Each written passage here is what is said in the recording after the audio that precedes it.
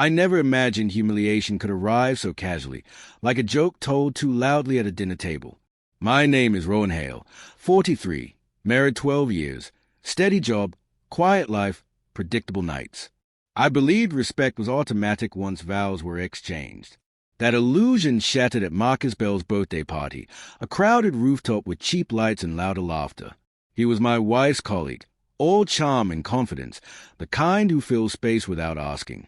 I stood beside my wife, Ilara, holding a plastic cup, unaware that the night would redraw every boundary I thought existed forever, completely, brutally.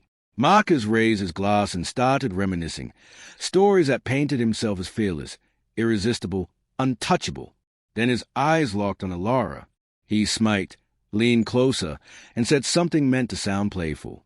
He claimed her, not metaphorically, not subtly. He said he knew exactly how she liked to be touched, what made her sigh, what bored her. Laughter rippled. My chest tightened.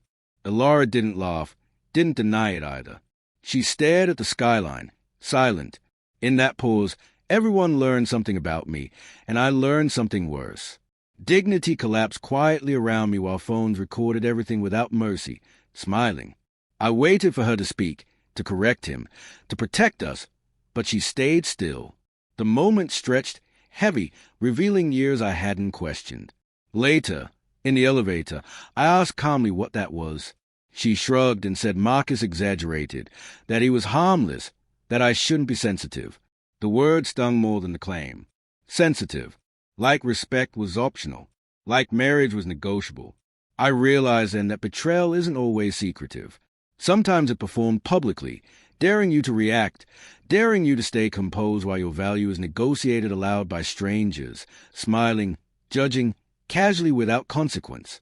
At home, she brushed past me, phone glowing, typing fast.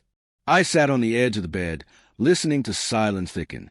I thought about every compromise, every late night worked, every promise kept without applause. I asked one final question, carefully, whether she respected me. She hesitated, and that hesitation answered everything. She said feelings change, attraction shifts, and I should adapt. Adapt meant accept humiliation. That was the line. Not the party, not Marcus, but her expectation that I swallow it and continue providing stability without complaint, emotion, dignity, or voice.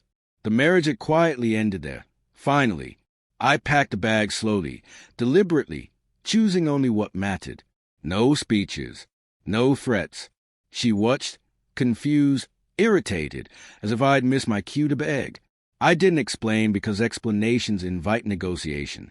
I left the keys on the counter and drove into the dark, feeling lighter with each mile. This wasn't rage. It was clarity. I understood that staying would teach everyone how to treat me. Leaving would teach something else. By morning, messages poured in, versions of the story already twisted, my silence rewritten as cruelty by people who enjoyed drama, comforted lies, and avoided accountability entirely themselves. Marcus texted that afternoon, mocking, asking if I was okay, pretending concern. I didn't respond. I blocked him everywhere. Boundaries don't require announcements. Ilara called later, voice shaking, saying things went too far, that she never meant to embarrass me. I listened, quietly. Intent doesn't erase impact. She asked where I was staying, whether we could talk. I told her we already had, publicly, and she chose her words then. Now I was choosing mine, which happened to be very few because dignity doesn't negotiate. It departs when ignored and rebuilds elsewhere, slowly, privately, without applause, witnesses, or permission.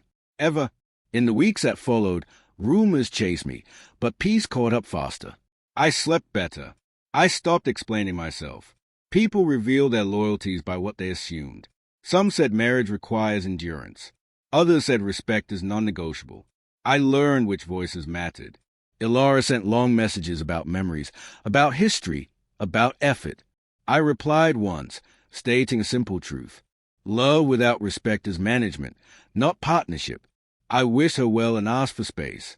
She didn't like that answer, but she finally heard it when silence replaced negotiation and consequences replaced comfort, familiarity, and routine permanently, decisively, calmly, alone.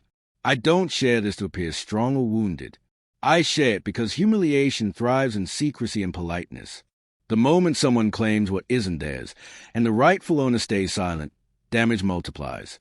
I chose to stop multiplying it.